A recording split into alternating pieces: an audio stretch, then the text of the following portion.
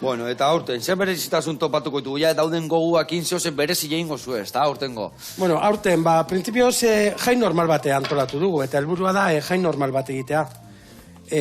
Bere guneekin, bere txosnekin, bere kontzertuekin, bere bertsolariekin, eta emanaldi guztiekin, eta, bueno, aldein jende gehien batzea, eta hainbeste desio dugun hori, normaltasun hori, berreskuratzea, ez da? Eta, bueno, emoten dago aukere egongo dela hortarako. Hor bagenuen beldurra bakunazio pasearen inguruan. Ze, karo, bakunazio pasea eskatu beharko bagenu, Herriurraz bezalako festa baten oso zaila da, hori kontrolatzen. Bai, hain irikia da, eta dana nola irikia da, nola kontrolatzen zuen. Eta milaka pertsona, eta nola egin hori, ez da? Baina, bueno, hori ere, badirudi, garai hortarako ez dara beharrezkoa izango, eta beraz, jai normal bat. Bueno, eta Koldo, Herriurratzen, eta kilometrotan daulakotan, beti topatu izan ditugu guniak, kontzertu guniak, gune desberdina bai umentzako, helduentzako eta danetikan, ze topatuko dugu hartzen bertan? Bueno, alde batetik badago Nafarroa gunea, da lagune nagusiena, da, jende gaztea, eta, maila baten barrokari, eta, kontzertu leku egiten diena. Programazioa oraindik izten gaude, baina, bai aurratu ezeko adibidez, Willis Drummond egongo dala, eskakeitan egongo dala, dupla ere egongo dala, eta talde gehiago, gero gitxika zehazten joango garenak. Gero, badago Arabaguneak uztartzen ditu musika eta erromeria batez ere, eta gero umen gunea, ez da?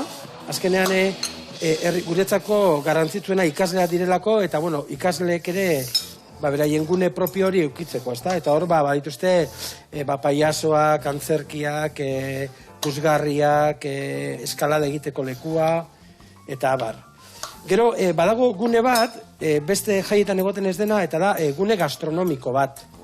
Horre, zikiroa egiten da, egunean bertan, horre, erretzen egoten da, aintzira ondoan, eta, Zikiroa, arkumia. Arkumia, hori da. Han zikiroa, hori da. Bildotxa, arkumia, o zikiroa, nahi dugu zela. Hori da. Eta, horretaz aparte, zagardotegi bat egoten da ere. Bai. Ze ez da egongo, igual azkarro bukatuko dugu. Bai, igual ze ez da egongo. Eta gero, badaukagu ere beste kontu bat berezia, eta da, dala jai bakarra, non dantzak baduen bere gune propioa.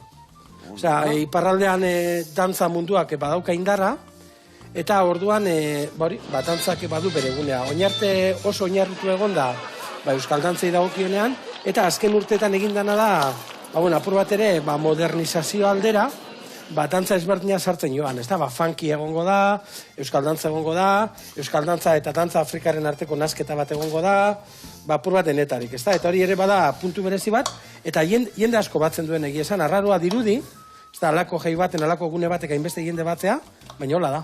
Ze, ona. Orduan, festa girua galantak. Jo badakite bai, azkenengo urtetan mojito gune bat egon izan dela, eta arrakasta askokua, eta badakite bai egon goala, ez da? Bai, egia esan, hori, hango kubatar elkarte batekin, hori, sortu zen ideia, eta egia esan bai, da gune bat sekulako arrakasta hartu duena. Jende asko batzen da, topagunea ere bada, jende asko han geratzen da, batzeko, eta gune polit bat.